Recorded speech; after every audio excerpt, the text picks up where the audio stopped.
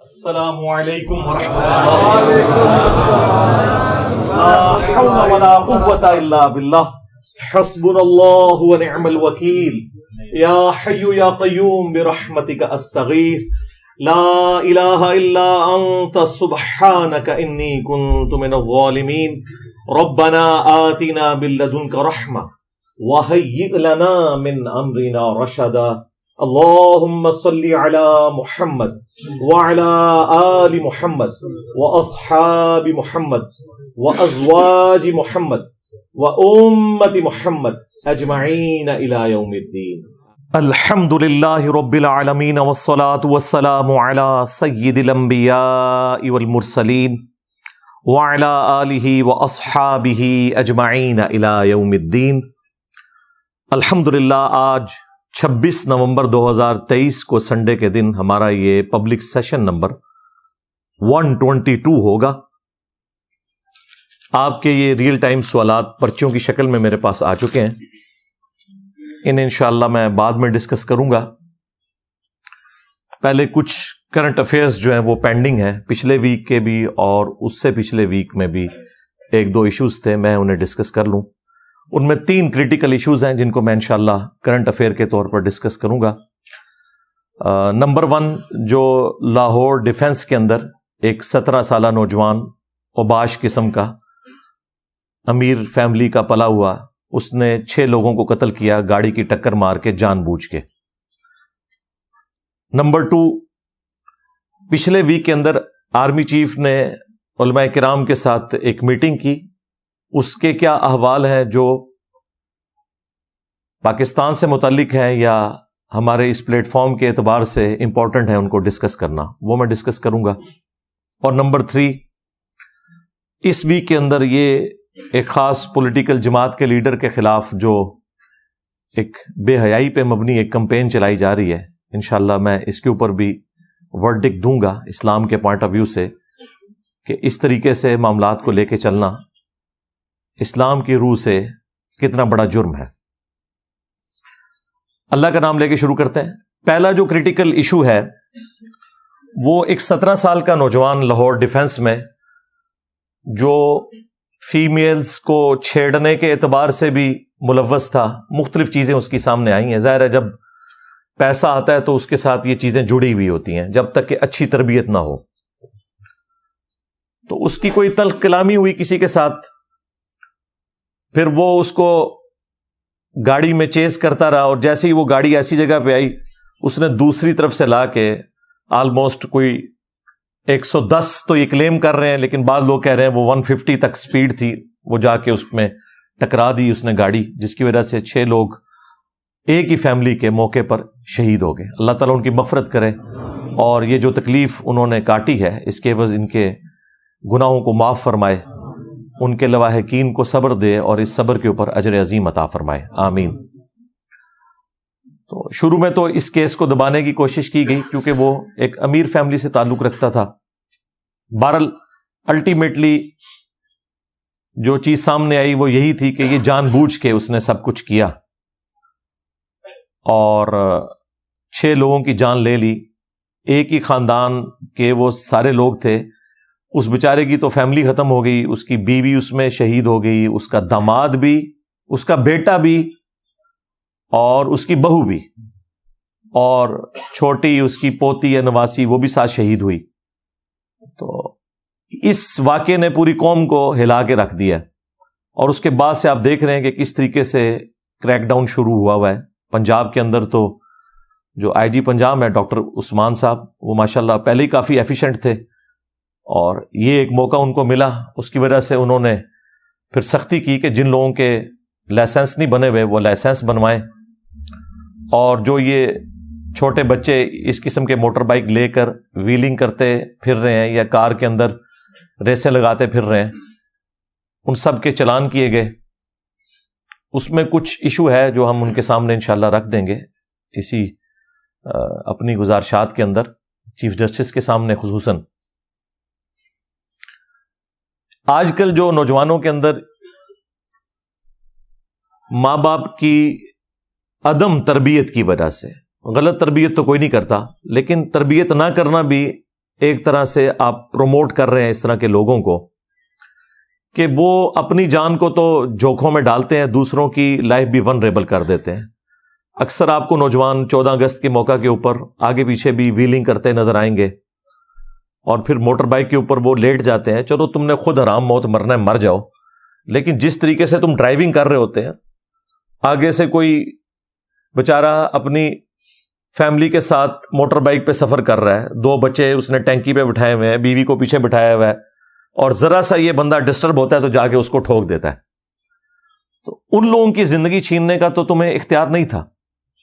تو ماں باپ کو بڑی کڑی نظر رکھنی چاہیے اپنی اولاد کے اوپر کہ ان کی ایکٹیویٹیز کیا ہیں۔ کئی جو ہیں وہ اسکول کالجز کے اندر، خصوصاً کیپٹل سٹی ہمارے اسلام آباد کے اندر، تو لوگ مختلف قسم کی منشیات کے معاملات کے اندر بھی انوالو ہو چکے ہیں۔ کوئی شیشہ پی رہا ہے، کوئی چرس، کوئی ہیروئن کا نشہ کر رہا ہے، وہ پھر بہت بعد میں جب بات کھلتی ہے پھر وہ علاج والی ڈومین سے بھی باہر جا چکے ہوتے ہیں، اور علاج کرانے کی کوشش بھی لوگ نہیں کرتے۔ لوگوں کے اندر اتنی اویئرنیس ہی نہیں ہے۔ آئس کا نشہ بہت زیادہ ہے، اور یہ خصوصاً ایسا نشہ ہے کہ جو یعنی ایک فیشن کے طور پر اب لوگوں نے اڈاپٹ کرنا شروع کر دیا ہے۔ جس طرح کسی زمانے میں ہونٹوں کو سرخ کرنے کے لیے لوگ پان کا استعمال کرتے تھے، سگریٹ پیا کرتے تھے، تو اب یہ ایک ماڈرن قسم کا نشہ ہے۔ اور یہ اس طرح کی ساری چیزیں، فضول خرچی تو اپنی جگہ ہے، لیکن اس اعتبار سے بھی یہ انتہائی ڈینجرس چیز ہے جو اللہ تبارک و تعالیٰ نے قرآن پاک میں فرمایا وَلَا تُلْقُوا بِأَيْدِيكُمْ إِلَى التَّهْلُكَةِ، اپنے ہاتھوں سے اپنے آپ کو ہلاک مت کرو۔ اس قسم کے جتنے نشے ہیں یہ اپنے ہاتھوں سے اپنے آپ کو ہلاک کرنے کے مترادف ہے۔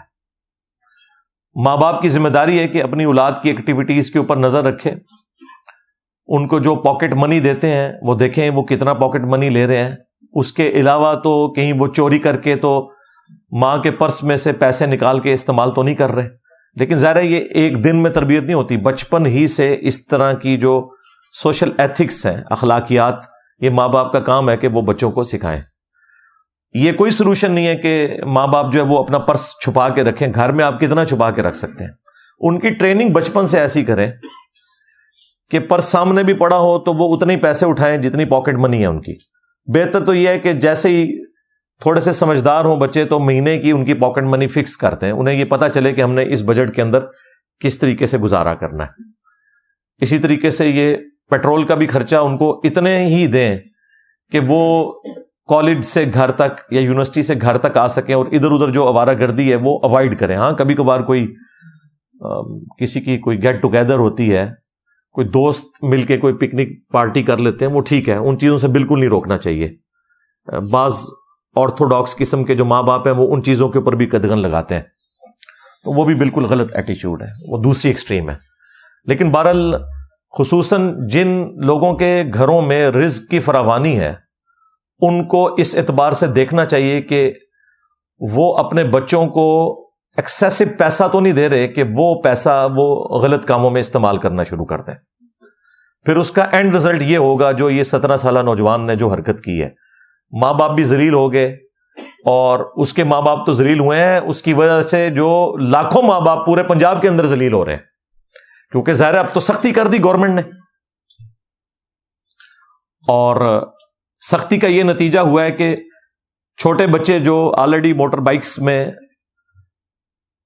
سفر کر رہے تھے، بیچارے جو شریف بچے بھی اچھے طریقے سے چلا سکتے تھے، اور بعض گھروں کی جینون یہ مجبوری ہے کہ ان کے گھروں میں کوئی میل بڑا ممبر نہیں ہوتا یا کوئی بیمار ہوتا ہے، تو وہ اپنی بڑی سسٹر کو چھوڑنے کے لیے یا کبھی اپنی والدہ کو چھوڑنے کے لیے school, college, hospital motor bike چلا لیتے ہیں۔ اب یہ شریف بچے ہیں، لیکن ظاہر ہے کہ عمریں تو ان کی بھی ابھی اتنی نہیں ہے، اس کی وجہ سے ان کے بھی چالان ہو رہے ہیں، اور چالان تک، جرمانے تک بات رہتی پھر بھی ٹھیک تھی، ایف آئی آر کاٹی جا رہی ہیں۔ اچھا، یہ جو پنجاب پولیس کر رہی ہے یا ٹریفک پولیس، وہ اپنی جگہ بالکل درست ہے، انہوں نے تو قانون کے مطابق چلنا ہے۔ یہ پارلیمنٹ کا کام ہے کہ وہ قانون کے اندر اس طرح کی جو کمزوریاں ہیں ان کو دور کر کے ان کے ہاتھوں میں ایسا قانون پکڑائیں کہ جس کے مطابق وہ معاملات کو لے کے چل سکیں. اب آئی جی پنجاب سے میں اخلاقاً تو ریکویسٹ کر سکتا ہوں لیکن قانوناً کوئی ریکویسٹ نہیں کر سکتا. اس میں میرا خیال ہے چیف جسٹس صاحب کا کام ہے, قاضی فائز عیسیٰ صاحب ماشاءاللہ اپرائٹ جج ہیں, دلیر جج ہیں, ان کا کام ہے کہ اس میں کوئی وقتی طور پہ کوئی آرڈر ایسا نکال دیں جب تک ہماری یہ نیکسٹ پارلیمنٹ سامنے نہیں آتی الیکشنز کے بعد, اور پھر پارلیمنٹ کو بھی ڈائریکشن دیں کہ اس طرح کی قانون سازی ہونی چاہیے جس میں اس طرح کے لوگ جو ہیں وہ الگ ہوں ان لوگوں سے کہ جو ویلنگ کر کے یا اوور سپیڈنگ کر کے لوگوں کی لائف کو ونریبل بنا رہے ہیں. ویسے تو آپ نے یہاں دیکھیں کوئی 60 سال کے بوڑھے بھی ویلنگ کرتے آپ کو نظر آ رہے ہیں, ٹھیک ہے, اور بے شرمی کی انتہا ہے کہ ان کو جب سمجھایا جاتا ہے تو آگے سے ایک لفظ وہ منہ سے نکالنے کے لیے تیار نہیں ہوتے کہ ہم نے کوئی غلط کام کیا. تو ویلنگ تو یعنی اس کا تعلق عمر کے ساتھ نہیں ہے, اس کا تعلق جو ہے وہ انسان کی تربیت کے ساتھ ہے اور انسان کی سوچ کے ساتھ ہے. وہ سوچ 60 سال کے کسی بابے کی بھی 15 سال والے لڑکے کی ہو سکتی ہے, اور کوئی 15 سال کا بچہ جو ہے وہ 60 سال کے بابے جیسا میچور بھی ہو سکتا ہے حالات و واقعات کی وجہ سے. تو یہ اس چیز کو تو میں بالکل بلیو نہیں کرتا کہ جی 18 سال میں جا کے لائسنس بننا چاہیے. بالکل, میں تو اس قانون کو ہی شرعی طور پر بھی درست نہیں سمجھتا, اخلاقاً بھی درست نہیں سمجھتا. اور اگر آپ ڈیٹا اکٹھا کریں سائنٹیفکلی اور اسٹیٹسٹکس اکٹھی کریں تو آپ کو اندازہ ہوگا کہ عموماً آج کے اس ماڈرن دور کے اندر 14 سے 15 سال کا بچہ جو ہے وہ اچھے طریقے سے موٹر بائک چلا سکتا ہے اگر اس کی ٹریننگ صحیح کی جائے. اسی لیے آپ دیکھ لیں کہ یو کے میں جو پروویژنل سرٹیفکیٹ ہے, اجازت نامہ, وہ آلموسٹ 16 سال کی عمر میں موٹر بائک چلانے کا وہ دے دیتے ہیں. لائسنس جا کے 17-18 سال کی عمر میں بنتا ہے لیکن موٹر بائک بچہ چلا سکتا ہے. اور یو ایس اے میں یہ آلموسٹ 15.5 سال کی عمر میں وہ اجازت دے دیتے ہیں. ہم ابھی تک 18 سال کی عمر میں بیٹھے ہوئے ہیں, اور میں یہ مانتا ہوں کہ دنیا کے اکثر ملکوں میں 17-18 سال کی عمر ہے. لیکن تھوڑا یعنی اب اس سلسلے سے باہر نکلیں. ہم جیسے غریب ملک جہاں پہ لوگ ویگنوں کے کرائے افورڈ ہی نہیں کر سکتے, وہاں پہ اگر 2 بھائی یا بہن بھائی موٹر بائک پہ چلے جاتے ہیں, وہ بےچارے 5-6 ہزار روپیہ مہینے کا بچا لیتے ہیں اپنی فیملی کا, اور بےچارے وہ شریف فیملی سے تعلق رکھنے والے لوگ ہیں. ان کو تو یہ سزا نہیں ملنی چاہیے کہ اب وہ گاڑیاں لگوائیں. وہ گاڑیاں کیسے لگوائیں؟ میں نے تو اب سکولز کے باہر بعض فیمیلز کو بھی دیکھا ہے کہ وہ بھی پورے حجاب کے اندر موٹر بائک چلا کے اپنے بچوں کو چھوڑنے کے لیے آتی ہیں, کیونکہ گاڑیاں تو ہر بندہ افورڈ نہیں کر سکتا. اور میں اس میں بالکل کوئی آر محسوس نہیں کروں گا کہ جو لوگ اپنی بچیوں کو تربیت دے سکتے ہیں موٹر بائک چلانے کی یا کار کی ڈرائیونگ کی, ان کو دینی چاہیے. یہ ایک فن ہے جو ضروری فن ہے, آپ کے پاس ہونا چاہیے, کسی بھی وقت ضرورت پڑ سکتی ہے. رہا شرعی مسئلہ تو اپنی جگہ موجود ہے. صحیح بخاری اور صحیح مسلم دونوں کے اندر یہ حدیث موجود ہے. عبداللہ ابن عمر رضی اللہ تعالیٰ عنہ کہتے ہیں کہ غزوہ احد کے موقع پر مجھے نبی صلی اللہ علیہ وآلہ وسلم کے سامنے پیش کیا گیا, نوجوانوں کو پیش کیا جا رہا تھا کہ کن کو جہاد میں ہم نے شامل کرنا ہے, کون سے چھوٹی عمر کے بچے ہیں, کون سے بڑے ہیں جن کو ہم جہاد میں لے جائیں اور چھوٹوں کو یہیں چھوڑ جائیں. تو کہتے ہیں کہ نبی علیہ السلام نے مجھے جانے سے منع فرما دیا. اور پھر جب غزوہ خندق کا موقع آیا اس وقت میری عمر 15 سال تھی. کتنی؟ 15 سال. اور یہ 15 سال ہے لیونر ایئرز کے اعتبار سے, چاند کے مہینوں کے اعتبار سے. سولر ایئرز کے اعتبار سے 14.5 سال جو ہمارا چل رہا ہے. 14.5 سال کی عمر میں سولر ایئرز کے اعتبار سے اور لیونر ایئرز کے اعتبار سے 15 سال کی عمر میں عبداللہ ابن عمر کو جب نبی علیہ السلام کے سامنے خندق کے موقع پر پیش کیا گیا تو آپ نے انہیں جہاد میں جانے کی اجازت دے دی. اس حدیث کے ساتھ امام بخاری اور امام مسلم نے خلیفۃ المسلمین سیدنا عمر ابن عبد العزیز رحمہ اللہ تعالی کا قول نقل کیا. وہ کہتے ہیں کہ بس یہ بینچ مارک ہے مرد کے لیے کہ وہ کس عمر میں بالغ ہوگا اور وہ اپنے سارے معاملات کو آگے لے کے چلے گا, چاہے وہ جہاد اور قتال سے متعلق ہوں چاہے باقی معاملات ہوں. ظاہر جہاد اور قتال کے لیے جا سکتا ہے تو موٹر بائک بھی ڈرائیو کر سکتا ہے, وہ گاڑی بھی ڈرائیو کر سکتا ہے, اس میں تو کوئی ایشو نہیں ہے. تو یہ بینچ مارک ہے 14.5 سال کی عمر. میرا خیال ہے اسلامک پوائنٹ آف ویو سے 14.5 سال کی عمر میں ایک نوجوان لڑکے کا لائسنس بن جانا چاہیے موٹر بائک کا. ٹیسٹ لیں, ٹریننگ دیں, ہیلمٹ کی اہمیت بھی ان کو بتائیں, سب کچھ بتائیں. لیکن یہ 18 سال کی عمر تک, 18 سال کی عمر بہت زیادہ عمر ہے. آپ نے شناختی کارڈ بنانا ہے, ٹھیک ہے, 18 سال کی عمر میں بنائیں, آپ کی مرضی. ووٹ والا معاملہ کرنا ہے, وہ تو 40 سال کے بابوں کو بھی ڈیموکریسی ابھی تک کلیئر نہیں ہوئی. ہمارے 70 سال کے بابوں کو بھی جب نکالے جانے کے بعد ڈیموکریسی سمجھ آ رہی ہے. وہ تو میرے اعتبار سے تو وہ 70 سال کے بابے بھی ووٹ ڈالنے کا حق نہیں رکھتے, جنہیں ڈیموکریٹک ویلیوز کا ہی نہیں پتا. جب تک سسٹم کے اندر ہوتے ہیں تو سیم پیج ہوتے ہیں, باہر نکلتے ہیں تو جہاد کرتے ہیں اسٹیبلشمنٹ کے خلاف. اندر ہوتے ہیں تو سسٹم کے بینیفیشری ہوتے ہیں, جب باہر نکلتے ہیں تو ووٹ کو عزت دو کا نعرہ لگاتے ہیں. تو میرے اعتبار سے تو ایسے لوگ بھی ووٹ ڈالنے کے اہل نہیں ہیں, تو باقی چھوڑ دیں. لیکن چلیں دنیاوی نارمز کے اندر ٹھیک ہے, آپ 18 سال عمر رکھ لیں. لیکن یار یہ جو عمر ہے موٹر بائک چلانے والی, یہ 18 سال تو مطلب میں نے تو اپنے بچوں کو 12 سال کی عمر میں موٹر بائک کی ٹریننگ دے دی, اور وہ مجھ سے اچھی موٹر بائک چلا لیتے ہیں, کیونکہ میں نے ان کو ساری یہ جو ٹریفک کے قوانین اور یہ ساری چیزیں, ظاہر ہے سائیکل تو بچے چلانے شروع کر دیتے ہیں, بس سائیکل کے بعد موٹر بائک پہ شفٹ کرنا ہے, تو ظاہر ہے آپ کسی گراؤنڈ میں لے جائیں اور آہستہ آہستہ ان کی ٹریننگ کریں.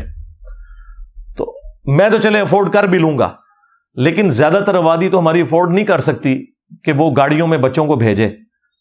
ان سے موٹر بائک چھیننا یعنی ان کی غربت کا مذاق اڑانے کے مترادف ہے. لیکن اس میں ظاہر ہے کہ ہم گورنمنٹ کو یا اداروں کو بلیم نہیں کریں گے, وہ تو بیچارے پابند ہیں اس قانون کے جو بنایا گیا. اب قانون میں اس اعتبار سے ہمیں ایک اویئرنیس لوگوں میں پیدا کرنی چاہیے, خصوصاً ہمارے جب نمائندے اگلے الیکشنز میں جائیں گے, کہ وہ پارلیمنٹ میں اس معاملے کو ٹیک اپ کریں. پاکستان جیسا غریب ملک یہ افورڈ نہیں کر سکتا کہ یہاں آپ کہیں جی 18 سال کی عمر سے پہلے کوئی موٹر بائک چلا نہیں سکتا, کوئی کار چلا نہیں سکتا. لوگوں کے جینوئن پرابلم ہے, اور زیادہ تر لوگوں کے.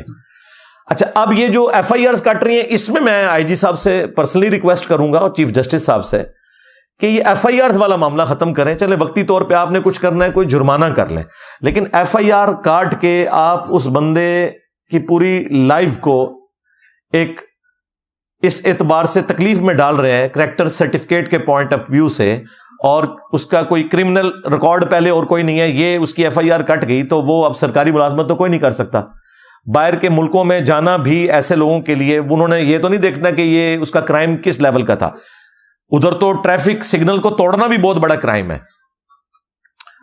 تو یہ جو ایف آئی آرز والا سلسلہ ہے نا, اس کو ریورس کریں. جن کی کاٹی جا چکی ہیں وہ اگر جوڈیشری میں جاتی ہیں تو چیف جسٹس صاحب نوٹس لے کے ایٹ لیسٹ ان ایف آئی آرز کو ختم کروا کے ٹھیک ہے جرمانے ان کے اوپر ڈالیں, اور کوئی درمیان کا راستہ نکالیں. اس طریقے سے لوگوں کو تکلیف میں مبتلا نہ کریں. اور جن لوگوں کے لائسنس نہیں بنے ہوئے ان کے بننے چاہیے. ابھی تو ہمارے جیلم شہر کے اندر تو میں دیکھ رہا ہوں کہ وہ جو لائسنس بنانے والا دفتر ہے اس کے باہر تو اس قدر جھمگٹا لگا ہے جیسے وہاں پہ کوئی مفت بریانی بانٹ رہا ہے. کیونکہ جو لوگ واقعی جنرلی جن کے لائسنس بننے چاہیے تھے, لوگ 10-10 سال سے موٹر بائک چلا رہے ہیں, ان کے لائسنس نہیں بنے ہوئے ہیں, اب وہ بھی بنا رہے ہیں. چلیں یہ تو اس میں سے ایک پازیٹیو چیز نکلی ہے کہ سارے لوگ بنائیں. لیکن یہ جو بچوں والا معاملہ ہے, اس میں یہ میری ریزرویشن تھی, تو میں نے اس لیے ضروری سمجھا کہ اسے آپ کے سامنے رکھ دوں. اب وہ اس بچے کی طرف آئیں جو 17 سال کا لڑکا تھا.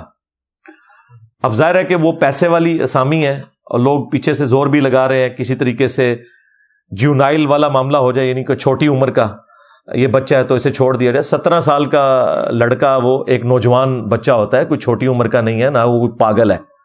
اس کے اوپر وہ حدیث بھی فٹ نہیں ہوگی جو صحیح بخاری کے اندر موجود ہے, اور سنن ابن ماجہ کے اندر پوری سند ہے اس کی. مولا علی کا قول ہے صحیح بخاری کے اندر, اس کانٹیکسٹ میں کہ حضرت عمر نے اپنے دور میں ایک مجنون شخص کے اوپر جب حد جاری کی تو سیدنا علی نے سیدنا عمر کی مخالفت کرتے ہوئے کہا کہ امیر المومنین, آپ کو نہیں پتا کہ 3 لوگوں سے اللہ تعالیٰ نے قلم اٹھا لیا ہے, ایک مجنون جو پاگل شخص ہے, دوسرا سویا ہوا شخص, اور تیسرا وہ شخص جو کہ ابھی نابالغ ہے.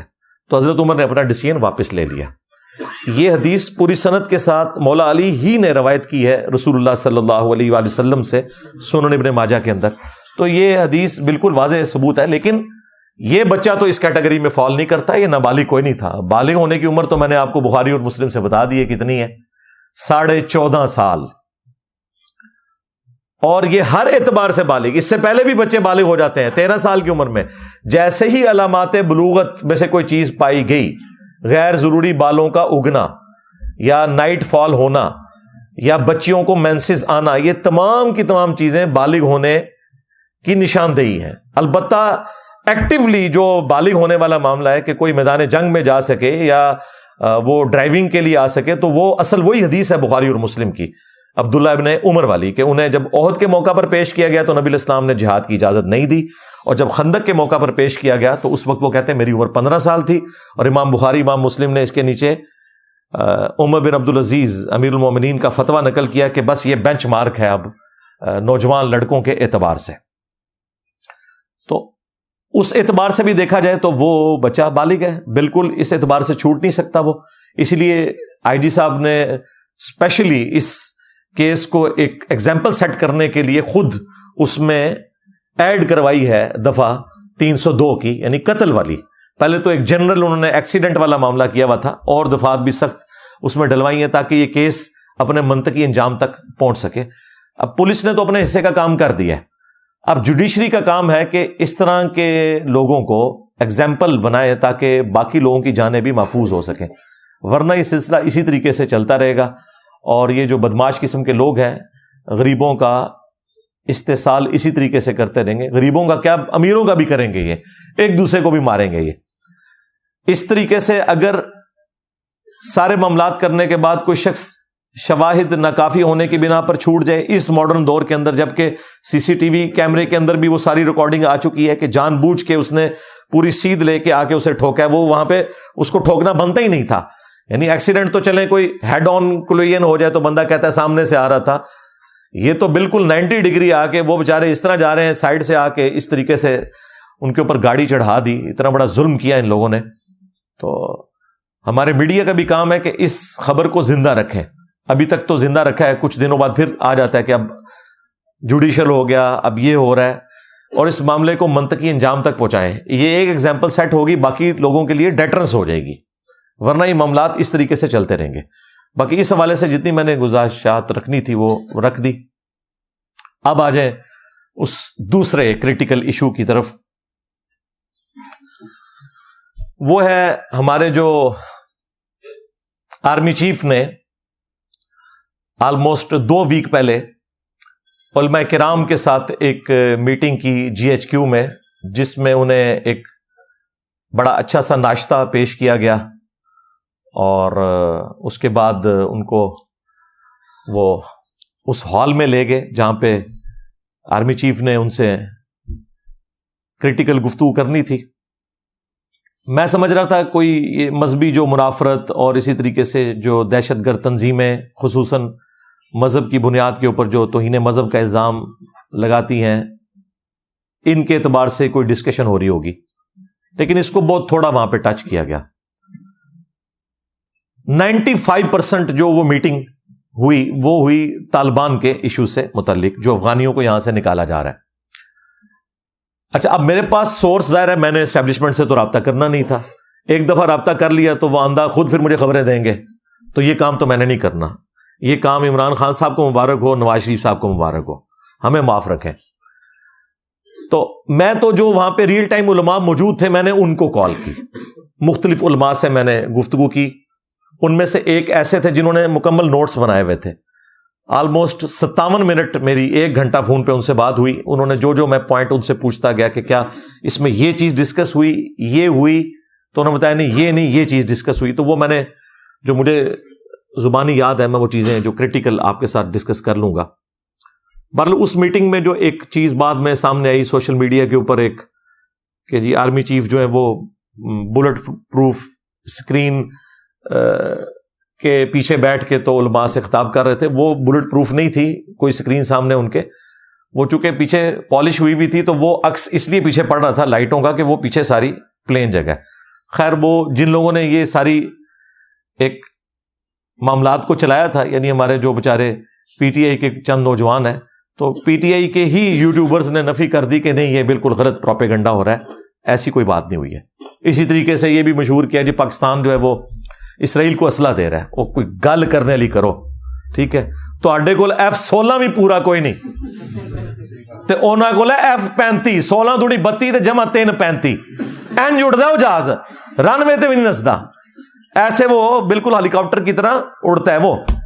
تو اسرائیل نے ہم سے لینا ہے. اللہ سے ڈر جائیں یار, وہ بات کرنے والی کریں. یہ تو بالکل اس طریقے سے ہے کہ کوئی بزرگ بابوں کا ماننے والا قرآن و سنت کا حوالہ پیش کرتے, ان کا کیا لینا دینا قرآن و سنت کے ساتھ بھائی. تو اسرائیل نے ہم سے اسلحہ لینا ہے بھائی, جو دنیا کو اسلحہ دے رہے ہیں, ٹھیک ہے, انڈیا جیسا ڈیولپڈ ملک ان سے اسلحہ لیتا ہے, ٹھیک ہے, تو وہ تو ان کو ہمارے اسلحے کی ضرورت نہیں ہے. یہ ان خوابوں کی دنیا سے باہر نکلے, وہ بہت آگے ہم سے ٹیکنالوجی کے اندر. تو یہ ایک پروپیگنڈا کیا گیا مختلف سائٹس کے اوپر. انڈیا نے بھی اس پروپیگنڈے کو گود میں لیا, اور اس طریقے سے پھر یہاں تو آپ کو پتہ ہے آلموسٹ اس وقت ساری سیاسی جماعتیں کچھ ظاہراً اور کچھ باطناً اسٹیبلشمنٹ کی کمزوریاں ڈھونڈ رہی ہیں, اور کوئی بھی بات ان کو ملتی ہے نا تو وہ چڑھ دوڑتے ہیں. تو یہ دو باتیں اس حوالے سے بالکل غلط تھی, میں نے وہ کلیئر کر دی. باقی وہاں پہ 95% ڈسکشن ہوئی اس ٹاپک پہ جو افغانیوں کو نکالا جا رہا ہے. ظاہر ہے کہ مسلمان ہونے کے ناطے ہماری ہمدردیاں دوسرے مسلمان بھائیوں کے ساتھ جڑی ہوئی ہیں, اور ہمارے ملک کی جو صورتحال ہے اکانومی کی, اس کی وجہ سے اس طرح کا ڈیسیژن گورنمنٹ کو لینا پڑ رہا ہے. ورنہ تو ہماری تو کبھی خواہش نہیں ہے, ہم تو چاہتے ہیں کہ دنیا میں جہاں کہیں کوئی مظلوم مسلمان ہے وہ پاکستان میں آ جائیں. کاش ہماری اکانومی اتنی مضبوط ہو کہ ہم انہیں سپورٹ کر سکیں, اور جس طرح نبی صلی اللہ علیہ وآلہ وسلم نے ایک مہاجر اور ایک انصار کو بھائی بھائی بنا دیا تھا, مواخات کے اندر باندھ دیا تھا, ہم بھی برما کے مسلمانوں کو اسی طریقے سے, فلسطین کے مسلمانوں کو, افغانستان کے مسلمانوں کو, باقی جو بھی کس پرسی کی زندگی گزار رہے ہیں انہیں سپورٹ کر سکتے. کاش ایسا ہوتا. اب یہ مسئلہ زیادہ اس لیے گرم ہوا کہ آپ کو پتہ ہے کہ جب تک امریکہ یہاں موجود تھا تو مشرف صاحب نے جو غلط ڈیسیژن کر کے پاکستانی قوم کو اور پاکستان کے اداروں کو امریکہ کی جنگ کے اندر جھونک دیا, اس کی وجہ سے افغان عوام خواہ ادھر رہتی ہو یا وہاں رہتی ہو وہ پاکستان سے نفرت کرتی ہے. پاکستانیوں سے نہیں, پاکستان کی پالیسیز سے. اور ظاہر ہے کہ ہم بھی ان کی جگہ ہوتے ہیں تو یہ نیچرل ہے. اور اس کی پھر ایگزیجریشن یہ ہوئی کہ یہاں پہ ٹی ٹی پی بن گئی, اور انہوں نے پاکستانی فوج کو شہید کرنا شروع کر دیا, عوام کے اوپر حملے کرنے شروع کر دیے, اور پولیس کے اوپر حملے کرنے شروع کر دیے, جس کے اگینسٹ پھر ضرب عضب اور رد الفساد اور یہ سارے آپ کو پتہ ہے آپریشنز ہوئے. جب افغانستان سے امریکہ چلا گیا 15 اگست 2021 کو آفیشلی اناؤنسمنٹ ہوئی ان کی, تو پاکستان یہ امید کر رہا تھا کہ ٹی ٹی پی جو ہے ان کو ٹی ٹی اے یعنی تحریک طالبان افغانستان کنٹرول کرے گی, ایٹ لیسٹ پاکستان کے اندر اب وہ کارروائیاں چھوڑ دیں. اور اس میں ٹی ٹی پی کے بھی کئی دہشت گرد ایسے تھے جو امریکہ کی جیلوں میں تھے. افغانستان کو جب آزادی ملی امریکہ سے تو ان جیلوں سے وہ لوگ بھی چھوٹ گئے. اب پاکستان کی ڈیمانڈ تھی کہ ان لوگوں کو ہمارے حوالے کریں, انہوں نے ہمارے حوالے نہیں کیا. پاکستان نے پھر بھی صبر کا مظاہرہ کیا کہ ٹھیک ہے اپنے پاس بھی رکھنا ہے تو انہیں لگام دے کے رکھیں. لیکن آپ کو پتا ہے کہ پچھلے کچھ عرصے سے دہشت گردی کے واقعات کتنے زیادہ ہو گئے بلوچستان کے اندر, ناردرن ایریاز کے اندر. ابھی یہ حالیہ واقعہ جو ہوا میاں والی میں, جس کی ساری تفصیلات میڈیا میں نہیں آئی اور میں بھی بتا کے آپ کا دل دکھی نہیں کرنا چاہتا, اس کے بعد پھر پاکستانی فوج جو ہے نا انہوں نے کہا کہ اب ہم اس حوالے سے کلیئر سٹانس لیں گے. حالانکہ ان کو پہلے ہی پتا ہونا چاہیے تھا. دیکھیں افغان امور کے جو ماہر ترین صحافی ہیں نا پاکستان میں, بلکہ میں کہتا ہوں پورے سب کانٹیننٹ میں, وہ سلیم صافی صاحب ہیں. آپ پچھلے 10 سال کے ان کے جتنی بھی گفتگو اٹھا کے دیکھیں, وہ پہلے دن سے یہ کہہ رہے ہیں کہ ٹی ٹی اے اور ٹی ٹی پی میں کوئی فرق نہیں ہے, ایک ہی سکے کے دو رخ ہے. کیونکہ ٹی ٹی پی تو بنی اس بنیاد کے اوپر تھی کہ افغانستان کے اندر امریکہ کیوں آیا اور پاکستانی فوج نے ان کا ساتھ کیوں دیا. تو یہ کیسے ہو سکتا تھا کہ ٹی ٹی پی اور ٹی ٹی اے ایک دوسرے سے الگ ہوں؟ وہ افغان طالبان کی سپورٹ میں پاکستان سے لڑ رہے تھے. باقی ان کا جو غلو ہے وہ اپنی جگہ, وہ آپ کو پتا ہے سب سے زیادہ میں ہی اس طرح کے نان اسٹیٹ ایکٹرز, خواہ وہ طالبان میں ہوں خواہ وہ باقی جماعتوں میں ہوں, مذہبی یا سیاسی جماعتوں میں, میں تو اس طرح کی کسی بھی سٹرگل کو جائز نہیں سمجھتا. میں اس دور میں بھی جائز نہیں سمجھتا تھا جب ہماری اسٹیبلشمنٹ نے ان کو گود میں لے کے جہادی تنظیمیں بنائی ہوئی تھیں اور کشمیر میں جہاد ہو رہا تھا. میں تو اسے بھی فراڈ سمجھتا تھا کہ یہ ہمارے گھاٹے فٹ ہوگا. اور میری ویڈیوز ریکارڈ ہیں, یہ نہ سمجھے کہ میں زبانی کلامی باتیں کر رہا ہوں. یوٹیوب تو جھوٹ نہیں نہ بولتی, 2012-13 کی میری ویڈیوز اٹھا کے دیکھ لیں. لیکن بہرحال ان کو سمجھ لیٹ آئی. اب جب یہ آئی ہے تو اب انہوں نے کہا ٹھیک ہے, پھر اب ہم ان کو اپنے طریقے سے جواب دیں گے, کیونکہ الٹیمیٹلی جو طالبان ہیں افغانستان والے, انہوں نے کہا جی آپ اپنے معاملات کو خود دیکھیں. چٹا جواب دے دیا ان کا. اچھا پھر ہم دیکھیں گے نا, تو پھر ہم یہ دیکھیں گے کہ جتنے یہاں پہ غیر قانونی لوگ آباد ہیں آپ کے, ہم ان کو واپس کریں گے. ظاہر ہے یہ جینوئن رائٹ تھا پاکستان کا. اب اس میں آلموسٹ 2.25 لاکھ کے قریب ایسے افغانی بھی ہیں جن کے شناختی کارڈ جعلی ہیں. ان میں سے کئی پاکستان میں رہ رہے ہیں اور پاکستان کے شناختی کارڈ سے دوسرے ملکوں میں آباد ہیں. ان کے شناختی کارڈ بھی سارے کینسل ہو گئے. اب ظاہر وہ وہاں سے بھی نکالے جائیں گے. اسی وجہ سے افغانیوں کے دل میں پاکستانیوں کے لیے یا پاکستان کی گورنمنٹ کے لیے نفرت آئی. لیکن یہ آغاز جو ہے نا وہ ٹی ٹی اے کی طرف سے ہوا ہے, یعنی تحریک طالبان افغانستان. انہوں نے ٹی ٹی پی کے مسئلے میں پاکستان کا ساتھ نہیں دیا, تو اس کے اگینسٹ پھر یہ میاں والی والا جو واقعہ, اس نے تو ایک سمجھ لیں ایک آخری جو ایک کوئی تھوڑا بہت کوئی رشتہ تھا نا ایک دھاگے سے بندھا ہوا, وہ بھی توڑ دیا. اب فوج نے بالکل کلیئر کٹ ڈیسیژن کر لیا, اور یہ اس میٹنگ کا 95% ایجنڈا تھا جو تمام مکاتب فکر کے علماء کو آرمی چیف نے بلایا ہوا تھا. اب یہ آپ کو علماء کرام باہر تو یہ سارے بڑے بڑے قد کاٹ والے علماء ہیں, مفتی منیب الرحمان صاحب ہوں, مفتی تقی عثمانی صاحب ہوں, باقی لوگ ہوں. ادھر ان کی باتیں سنیں, اندر کسی کی آواز بھی نہیں چین والی نکلی کہ کوئی ہم اپنی کو بات کسی طریقے سے. انہوں نے کلیئر کٹ بھائی ہماری یہ پالیسی ہے. مفتی تقی عثمانی صاحب نے تھوڑی سی گفتگو کی, ان کو بھی شٹ اپ کال دے دی گئی کہ بھائی اس طرح نہیں ہوگا جس طرح آپ کہہ رہے ہیں. پہلے بھی ہم کئی بار ان کے ڈسے جا چکے ہیں, اور اکثر علماء تو وہاں پہ نعرے لگاتے رہے, سپاس نامے ہی پڑھتے رہے, اور وہ بدماش قسم کی دہشت گرد تنظیموں کے علماء بھی وہاں موجود تھے جو باہر آپ کو بڑے بڑے بھاشن دیتے ہیں دلیری کے, اور اندر وہ یہ کہہ رہے تھے آپ کو پتہ ہے ہم تو ہے ہی آپ کے بندے ہیں, ہاں اب بھی ہم آپ کے ہی رہیں گے.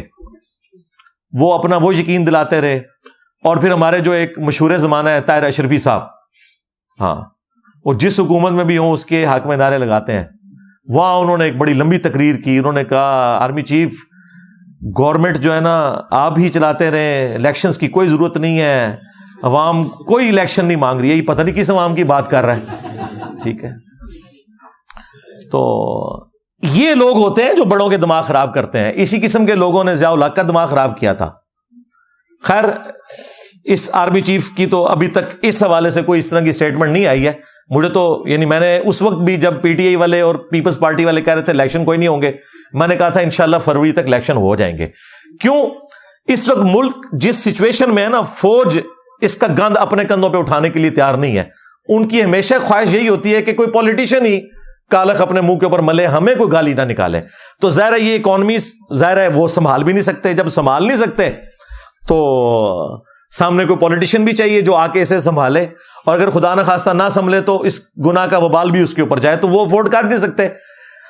اس وقت ضیاء الحق نے اس لیے افورڈ کر لیا تھا کہ اس وقت امریکہ کا ایک مشن تھا رشیا کے خلاف, اور امریکہ نے کہا تھا کہ بھئی ہم آپ کو اتنا پیسہ دیں گے کہ آپ تو اتنا کما ہی نہیں سکتے. اس لیے لوگ اکثر کہتے ہیں نا ڈکٹیٹرز کے دور کے اندر ملک بڑا خوشحال تھا, مشرف کے دور کے اندر بھی اور ضیاء الحق کے دور کے اندر بھی, اس لیے کہ آپ لوگ کرائے کے قاتل تھے.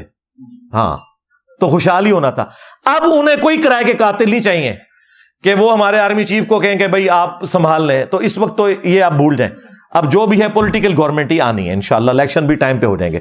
بال وہاں پہ سپاس نامے یہ لوگ پڑھتے رہے جیسے کوئی مطلب آرمی چیف کو امیر المومنین جس طرح ڈکلیئر کر دیا جاتا ہے نا, اس طریقے سے وہ. لیکن ظاہر ہے کہ سمجھدار لوگ جو ہیں وہ باتیں سن لیتے ہیں. ظاہر ہے اس نے اب یہ تو نہیں کہنا تھا, تعریف تو کسی کو نہیں بری لگتی, تو یہ بھی نہیں کہنا تھا کہ شٹ اپ کال دیتے. ٹھیک ہے سن لی, باقی کرنا وہی ہے جو آپ نے کرنا ہے. بال انہوں نے کہا جی آپ کی ذمہ داری یہ ہے کہ اب اپنے محراب اور ممبر سے آپ لوگوں کو یہ ایجوکیٹ کریں کہ ہم افغانیوں کے ساتھ کوئی ظلم نہیں کر رہے. جو لوگ ورک پرمٹ لے کے یہاں آئے ہوئے ہیں وہ کام کرتے رہیں گے. اسی طریقے سے جو لوگ واقعی جن کی یہاں پہ رشتہ داریاں ہیں اور انہیں نیشنلٹی مل چکی ہے, ان کی نیشنلٹی کینسل نہیں ہوگی. جو جعلی شناختی کارڈ والے لوگ ہیں اور جو غیر قانونی رہ رہے ہیں, ہم ان کو نکالیں گے اور اچھے طریقے سے انہیں رخصت کر دیں گے, اور ہماری اپنی مجبوری ہے. حالانکہ میں سمجھتا ہوں وہ بیچارے وہاں جا کے ذلیل و خوار ہی ہوں گے, کیونکہ 60% تو وہاں پہ پہاڑ ہیں افغانستان میں, اکانومی ان کی بھی اتنی مضبوط نہیں ہے, زیادہ تر چوری کے پیسے کے اوپر چل رہی ہے. آپ کو تو یہ بتایا گیا کہ وہ تسبیح پھیرنے سے چل رہی ہے, نہیں, چوری کے پیسے کے اوپر اکانومی ان کی چل رہی ہے.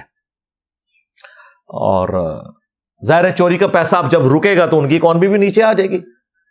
کیسے چل سکتا ہے؟ اسمگلنگ کے اوپر اور یہ سارے معاملات. پاکستان کو اپنا لاس ہو رہا ہے آلموسٹ $7.5 ارب ہر سال نقصان ہوتا ہے اس چوری کی اکانومی کی وجہ سے, اور اس کا فائدہ ان کو ہوتا تھا. تو بہرحال اب انہوں نے ڈیسائیڈ کر لیا کہ یہ اب اینڈ ہے, اور مجھے نہیں لگتا اب یہ اتنی آسانی سے کوئی یہ پالیسی ریورس ہوگی. یہ میجر ایجنڈا تھا, اور علماء کو انہوں نے کہا کہ آپ جا کے لوگوں کو ایجوکیٹ کریں. علماء کو تو اس میں سے کچھ بھی نہیں ملنا. تو میں نے انہی علماء میں سے کچھ علماء سے جب پوچھا, انہوں نے کہا ہمارا دماغ خراب ہے کہ ہم جا کے محراب اور ممبر سے یہ باتیں کریں, اور کسی نے بھی نہیں کرنی. ظاہر ہے کہ جو میجر لوگ بیٹھے ہوئے ہیں بیچ میں وہ تو دیوبندی فرقے کے لوگ ہیں, وہ کب بھی افغانیوں کے بارے میں یہ بات کریں گے؟ وہ خود طالبان کے بینیفیشری ہیں اور طالبان ان کے بینیفیشری ہیں, وہ بھی نہیں بات کریں گے. بریلوی کہنے کے بالکل ٹھیک ہو رہا ہے نا دیوبندیاں نال, ٹھیک ہے. اور شیعہ تو بےچارے ویسے ہی ضیاء الحق کے سنی شیعہ وار کے ڈسے ہوئے ہیں, ان کو تو اسٹیبلشمنٹ سے ویسے ہی کوئی ہمدردی نہیں ہوتی اس اعتبار سے, کیونکہ وکٹم رہے ہیں اس اسٹیبلشمنٹ کے جس میں شیعہ کا قتل عام ہوا ضیاء الحق کے دور کے اندر. اور اہل حدیث تو بےچارے ویسے ہی, وہ تو ساڑھے تو بھی تھوڑے نے, انہوں نے تو کوئی ورتھ ہی کوئی نہیں. تو یہ اینڈ رزلٹ اس کا یہ تھا جی. باقی آخری 5 منٹ تسی بھی دند کٹ رہو, تہاڈی بھی گل ہوئی ہے اتنے. آخری 5 آپ سمجھ لیں پرسنٹ جو گفتگو تھی نا, وہ سیاسی جماعتیں جو فوج کے خلاف سوشل میڈیا کے اوپر ایکٹیو ہیں, ہاں, جو کی بورڈ واریئرز ہیں, ان کے بارے میں ان کا بالکل کلیئر کا سٹانس ہے کہ کسی کو نہیں چھوڑیں گے, اور وہ آپ کو نظر بھی آ رہا ہے. اور دیکھیں میں اپنے اسٹوڈنٹس کو, چونکہ ہمارے اسٹوڈنٹس میں تو زیادہ تر بےچارے وہ بچے بچونگڑے ہی ہیں نا, ان کی عمریں بھی اتنی نہیں, وہ بےچارے اتنے میچور بھی نہیں ہیں. میں یہ سمجھا رہا تھا جب سے خان صاحب نکلے تھے کہ یار آپ نے بڑی احتیاط سے چلنا ہے. اگر اس وقت اس احتیاط کو فالو کیا ہوتا تو 9 مئی کا واقعہ نہ ہوتا. 9 مئی کا جو واقعہ ہے یہ فیسیلیٹیٹ ضرور ہوا ہے نہ نظر آنے والی قوتوں کی جانب سے, لیکن کرنے والے لوگ جو یوز ہوئے ہیں نا, وہ نظر آنے والے لوگ ہیں. وہ اپنی جان اب نہیں چھڑا سکتے, بلکہ ان لوگوں کی وجہ سے جیو فینسنگ میں بےچارے عام عوام بھی آ گئے ہیں, اور وہ 10,000 سے زیادہ لوگ اس وقت جیلوں میں سڑ رہے ہیں, ان کے کیس بھی لگانے کے لیے کوئی تیار ہو رہا. میں نے تو پولیس کے سینئر آفیسر سے بھی بات کیا, انہوں نے کہا انجینئر صاحب بات یہ ہے کہ وڈیاں نو غصہ ہی اتنا ہے کہ کریے, ٹھنڈا ہو لین دو. چند ایک لوگ چلے, کوئی جن کے پاس پیسہ تھا, وہ پاکستان کا جو ایک سسٹم کی خرابی ہے اس کی وجہ سے چھوٹ گئے. زیادہ تر تو بیچارے وکیلوں کی فیس بھی نہیں دے سکتے, بے قصور لوگ ہیں اندر. تو میں اس پلیٹ فارم سے پہلے بھی آرمی چیف سے بھی ریکویسٹ کی تھی, اور چیف جسٹس سے بھی, پرائم منسٹر صاحب سے بھی, باقی لوگوں سے بھی ریکویسٹ کروں گا کہ خدا کے لیے جو بیچارے معصوم بچے اس میں جیلوں کے اندر ہیں, ان کو فوراً سے پہلے شناخت پریڈ کر کے رہا کریں, جو صرف بیچارے جیو فینسنگ میں آئے تھے. جو کوئی پروٹیسٹ کے اندر انوالو ہے, میں تو ان کے بارے میں بھی نرم گوشہ رکھتا ہوں کہ ان کے معاملے میں بھی نرمی کا رویہ اختیار کرنا چاہیے. اس کی وجہ یہ ہے کہ اگر ان کے ماسٹر مائنڈ اس زمانے کی اسٹیبلشمنٹ آج تک اسی طریقے سے دندناتے پھر رہے ہیں وہ لوگ, تو یار ان بچوں کو بھی چھوڑ دیں. مالی نقصان کی اگر بات کریں تو میرا خیال ہے مشرف نے جتنا مالی نقصان پہنچایا ہے اس قوم کو, تو کیا اب ہم فوج سے نفرت کرنا شروع کر دیں اس کی بنیاد کے اوپر؟ تو اگر وہ چند ایک لوگوں کی وجہ سے مالی نقصان ہوا ہے تو درگزر کریں یار. یہ کام نہ کریں کہ فوج اور پاکستان کی عوام آمنے سامنے آئے. اس کا الٹیمیٹلی نقصان فوج کو ہونا ہے اور پھر پاکستان کو بھی. تو اس لیے میں کہتا ہوں ان کے معاملے میں نرم رویہ ہے. یہ تو یعنی میرا موقف ہے.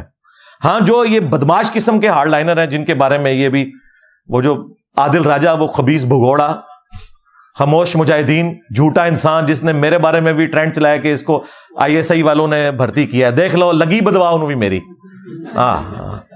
ایک نو بدوا لگ رہی ہے. اس نو 14 سال دی قید ہو گئی ہے. وہ اب پاکستان نہیں آ سکتا. ٹھیک ہے نا, جھوٹا انسان, یعنی وہ جھوٹی خبریں دیتا تھا, کیونکہ مجھے اپنے بارے میں تو پتا ہے نا کہ میرے ساتھ تو کوئی ایسا معاملہ نہیں ہے. تو میرے بارے میں اس نے کلیم کیا. ٹھیک ہے. دوسرا, ہم وہ بار بار ریکویسٹ کر رہے تھے اپنے بھائی کے بارے میں, چلے وہ بھائی صاحب کو بھی اب انہوں نے کور کمانڈر کوئٹہ کے عہدے سے فارغ کر کے یونیورسٹی میں پڑھنے لکھنے کے لیے ڈال دیا, وہ بھی ایڈریس ہو گیا. لیکن جو اصل دو بندے ہیں ریٹائر ہو کے باہر بیٹھے ہوئے ہیں, ٹھیک ہے, پاکستانی عوام کا منہ چڑھا رہے ہیں, ان کے بارے میں بھی کوئی فیصلہ ہونا چاہیے. اور اگر ان کے بارے میں فیصلہ نہیں ہوتا تو بےچارے جو یہ سیاسی لوگ ہیں ان کو چھوڑ دیا جائے. یہ انہوں نے کوئی بندوق تو نہیں اٹھائی ہوئی ہے, زیادہ سے زیادہ کوئی کسی نے کوئی حرکت کی ہے تو کوئی مالی نقصان کر لیا ہوگا, لیکن جانی نقصان تو کسی نے نہیں کیا. تو یہ نفرتیں ختم ہونی چاہیے, سیدھی سی بات ہے. بہرحال اس وقت تو اسٹیبلشمنٹ غصے میں ہے, اور ظاہر ہے انہوں نے تو اپنا 9/11 ڈکلیئر کر دیا ہوا ہے 9 مئی کو, اور ظاہر واقعہ بھی بہت بڑا تھا. خان صاحب سے بھی شروع میں تو غلطی ہوئی نا, انہوں نے اڑتا تیر بغل میں لے کے کہا کہ جی مجھے پکڑیں گے پھر یہ تو ہوگا. بھائی یہ کہنے کی کیا ضرورت ہے, یہ آپ نے اپنے منہ سے ایک ایسی بات نکال دی. بعد میں بے شک آپ کنڈیم کر رہے ہیں, لیکن وہ شروع میں جو مسئلہ مس ہینڈل ہوا ہے وہ انہوں نے پکڑا ہوا ہے کہ جی یہ دیکھ لیں اس کے پیچھے یہی ہے. تو اس میں کچھ ان سے بھی مس ہینڈلنگ ہوئی ہے, لیکن الٹیمیٹلی میرے خیال ہے پاکستانی فوج کو پاکستان کی عوام کی فوج ہونا چاہیے, کسی سیاسی جماعت کی فوج نہیں ہونا چاہیے. یہ اصل مسئلہ ہے. پہلے یہ فوج پی ٹی آئی کی فوج بنی ہوئی تھی, اب دوسری پارٹیوں کی فوج بنی ہوئی ہے. یہ کام نہیں ہونا چاہیے. ساری پارٹیوں کے لیے برابر والا معاملہ ہونا چاہیے. ہم تو اس پلیٹ فارم سے کوئی بندے بھرتی نہیں کریں گے, ہم کوئی پروٹیسٹ نہیں کریں گے, کوئی روڈ بلاک نہیں کریں گے, لیکن اپنی زبان کے ذریعے حق بات ضرور کرتے رہیں گے تاکہ اپنے بڑوں کو یہ چیز ریئلائز کرواتے رہیں کہ یار تم نے مرنا ہے, کسی کے ساتھ ظلم نہیں ہونا چاہیے. قرآن پاک میں اللہ تعالیٰ نے واضح یہ فرمایا, وَلَا يَجْرِمَنَّكُمْ شَنَآنُ قَوْمٍ عَلَىٰ أَلَّا تَعْدِلُوا اعْدِلُوا هُوَ أَقْرَبُ لِلتَّقْوَىٰ. دیکھنا کسی قوم کی دشمنی تمہیں اس بات پہ نہ ابھارے کہ تم انصاف کا راستہ چھوڑ دو. انصاف کرو, یہی تقوی کے قریب ہے, یہی تقوی کی روش ہے. تو انصاف کریں, وہ آپ کا رائٹ ہے. اور اگر آپ انصاف نہیں کر سکتے, طاقتور سے آپ درگزر کا معاملہ کرتے ہیں, تو کمزوروں کے ساتھ زیادہ درگزر کا معاملہ کریں, ورنہ مر کے اللہ کے حضور تو پیش ہونا ہے. صحیح بخاری اور صحیح مسلم دونوں کے اندر حدیث موجود ہے. اللہ کے محبوب صلی اللہ علیہ وآلہ وسلم نے فرمایا, تم میں سے ہر شخص نگہبان ہے اور اس سے اس کی رعیت کے بارے میں پوچھا جائے گا. پھر نبی علیہ السلام نے ایک ایک چیز گنوائی کہ ایک حکمران اپنی رعایا کے اوپر نگہبان ہے, اس سے اس کے بارے میں پوچھا جائے گا. ایک خاوند اپنی بیوی اور بچوں کے اوپر نگہبان ہے, اس سے اس کے بارے میں پوچھا جائے گا. ایک بیوی اپنے خاوند کے مال اور اولاد کے اوپر نگہبان ہے, اس سے اس کے بارے میں پوچھا جائے گا. اور حکمرانوں کے بارے میں تو اتنی اسٹانشنگ حدیث ہے بخاری اور مسلم دونوں میں. نبی صلی اللہ علیہ وآلہ وسلم نے فرمایا کہ سب سے برا گڈریا اگر کوئی ہو سکتا ہے نا, تو وہ ہے جو حکمران ہو اور انصاف نہ کرے. ایسا شخص جنت کی خوشبو بھی نہیں پائے گا جو حکمران تھا اور اس نے انصاف نہیں کیا. جنت میں جانا تو دور کی بات, خوشبو بھی نہیں پائے گا. اچھا, یہاں پہ لوگوں کو شوق بڑا ہے شیروانی پہننے کا, ہاں جی, اسی طریقے سے وہ گونے پہننے کا جو ججوں نے پہنی ہوتی ہیں, اس طریقے سے یہ فوجیوں کے بیج لگوانے کا, لیکن پتہ نہیں کہ اس کے ساتھ ہمیشہ کی ناکامیاں یا کامیابیاں جڑی ہوئی ہیں. اگر انصاف کیا تو وہ بخاری مسلم میں حدیث ہے, 7 لوگوں کو اللہ کے عرش کا سایہ نصیب ہوگا قیامت کے دن, جس دن کوئی اور سایہ نہیں ہوگا. ان میں پہلا شخص وہ ہے جو عادل حکمران ہوگا, عدل کرنے والا. یہ جج جو ہے نا دنیا میں, یہ اللہ کی کرسی پہ بیٹھے ہوئے, اگر انصاف کریں گے سب سے پہلے یہ لوگ جنت میں جانے والے ہیں. اور اگر یہ ناانصافی کریں گے تو ان کو اللہ کے عذاب سے بچانے والا کوئی نہیں ہے. یعنی جو بھی ڈومیننٹ پوسٹ ہے, خواہ وہ جج ہوں, جرنیل ہوں, پرائم منسٹر ہوں, سب سے بڑھ کر تو پرائم منسٹر چونکہ وہ عوامی نمائندہ ہے, وہ سب سے پہلے اکاؤنٹیبل ہے. اسی لیے تو دیکھیں سیدنا عمر نے خالد ابن ولید کو آرمی چیف کے عہدے سے اتار دیا تھا, کیونکہ وہ بعض اوقات امیر المومنین کی انسٹرکشنز کا انتظار کیے بغیر اگلی ایکٹیویٹی پرفارم کرتے تھے. حضرت عمر نے کہا کہ نہیں, جو بھی تم ایکٹیویٹی پرفارم کرتے ہو الٹیمیٹلی میں اللہ کے حضور پکڑا جاؤں گا. تمہاری کسی ایکٹیویٹی جو غلط بھی ہو جائے میں اللہ کو کیا جواب دوں گا. ان کا ڈیسیژن بالکل اپنی جگہ درست تھا. اور پھر انہوں نے یہ بھی کہا کہ دیکھو اب تو یہ شام کی سرزمین فتح ہو چکی ہے, اب ہمیں کوئی فوجی گورنر نہیں وہاں چاہیے. دیکھ لیں حضرت عمر بھی کتنے ڈیموکریٹک تھے, وہ کہتے تھے فوجی نہیں حکومت چلا سکتے, ہاں انہوں نے کہا ابو عبیدہ ابن جرح کو بھیجوں گا جس کی رسول اللہ کے ساتھ صحبت ہے, وہ سیاسی معاملات کو چلا سکتے ہیں, کیونکہ تم تلوار کی زبان سے بات کرو گے, تلوار سے آپ عوام کو نہیں قابو کر سکتے, اس کے لیے ڈاکٹرن کی ضرورت ہوتی ہے, سیاسی سمجھ بوجھ کی ضرورت ہوتی ہے. تو لوگوں کو تو پتہ ہی نہیں ہے کہ حضرت عمر نے کوئی جذباتی ڈیسیژن کیتا ہے. بالکل صحیح ڈیسیژن کیتا سی, بالکل صحیح ڈیسیژن کیا تھا انہوں نے.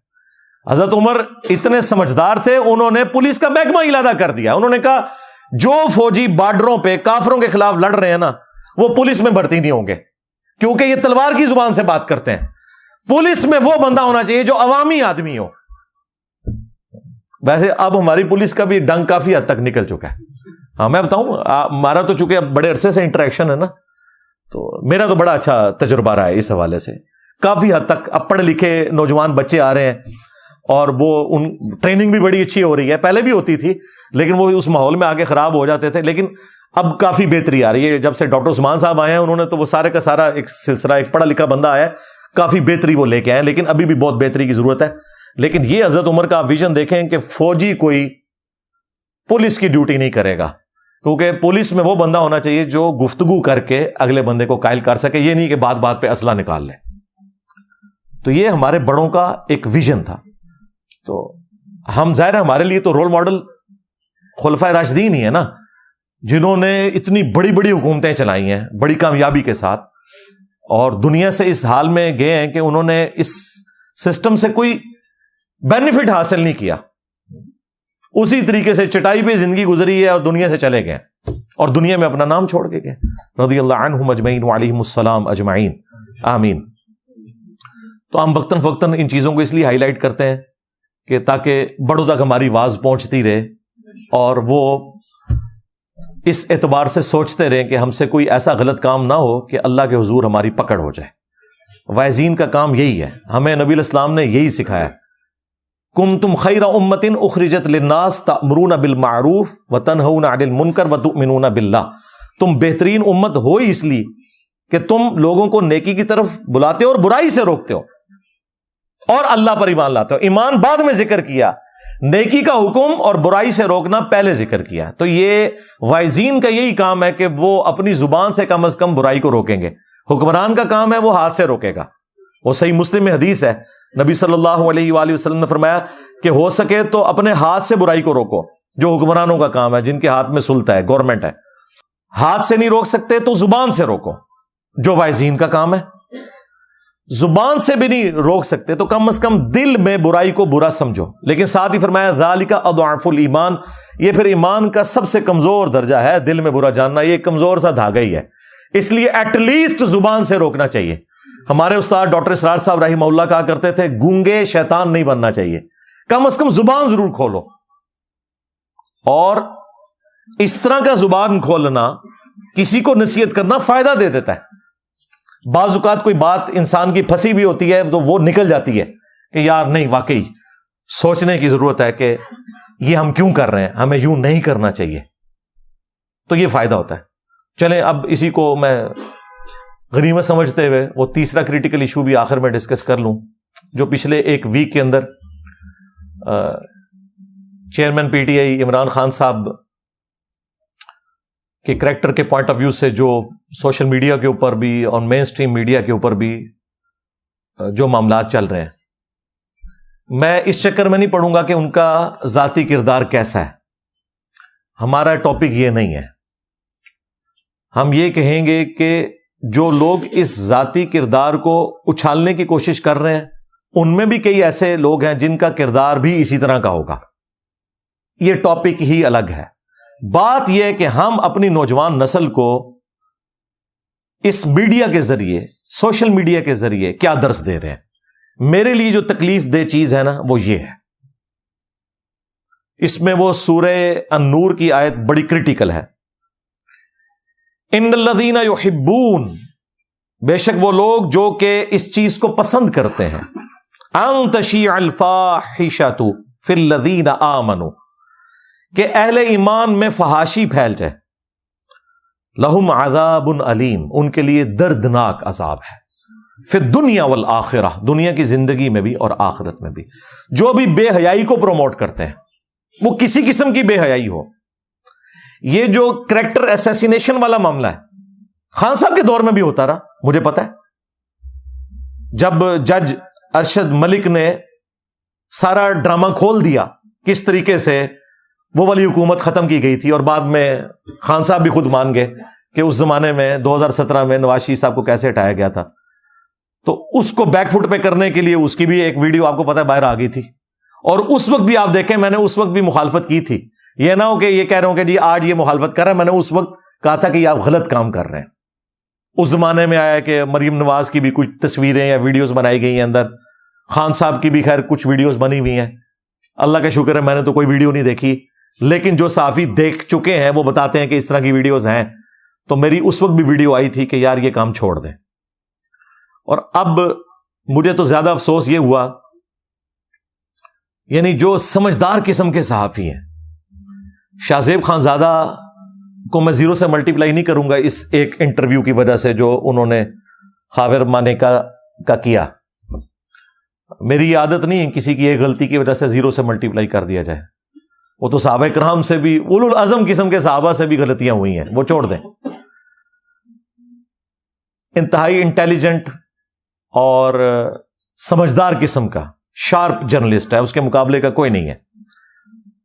یہ جو انہوں نے انٹرویو کیا 55 منٹ کا, اس کے بھی جو پہلے 30 منٹ ہے نا وہ فضولیات ہیں. جو آخری اس کے جو 25 منٹ ہیں وہ کمال کا کام کیا ہے. اس نے اس شخص کی 2 نمبری عوام کے سامنے رکھ دی ہے کہ پہلے وہ ویڈیوز میں کیا کہتا تھا وہ, اور اب وہ ویڈیوز میں کیا کہہ رہا ہے. کمال کا انٹرویو ہے, لیکن آخری جو 25-30 منٹ ہے جو شروع کے بالکل بلو دی بیلٹ گفتگو, حالانکہ شاہ زیب کا مزاج ہی نہیں اس قسم کی گفتگو کرنا, پھر بھی اس نے بڑی کنٹرول گفتگو کی ہے. اس کے باوجود ظاہر ہے وہ گفتگو ہی ایسی ہے کہ جب آپ کیچڑ میں کوئی پتھر پھینکیں گے تو چھینٹیں تو اڑیں گی, اور وہی چیزیں اس میں سے اڑی وہ جس قسم کی غلیظ گفتگو. میں تو اسے رپیٹ بھی نہیں کرنا چاہتا. تو میں تو بالکل ان چیزوں کے حق میں نہیں ہوں کہ اس طرح کے انٹرویوز ہمارے مین میڈیا کے اوپر لائے جائیں, غلاظت کے اوپر مبنی. پولیٹیکل اختلاف پہ لانا ہے, پریس کانفرنسز کرنی ہے, کسی نے اپنی مرضی سے کرنی ہے یا کسی کے زور پہ, وہ ضرور کرے یار, جو مرضی کرنا ہے. پہلے بھی تم ایک گند میں تھے, اب دوسرے گند میں آ گئے ہو, ہمیں پتہ ہے. نہ کوئی پاکستان کے ساتھ مخلص ہے اس طرح کے پولیٹیکل لوٹے جو بینیفٹ اٹھانے کے لیے کبھی ایک جماعت میں کبھی دوسری جماعت میں, ہمیں کوئی غرض نہیں اس سے.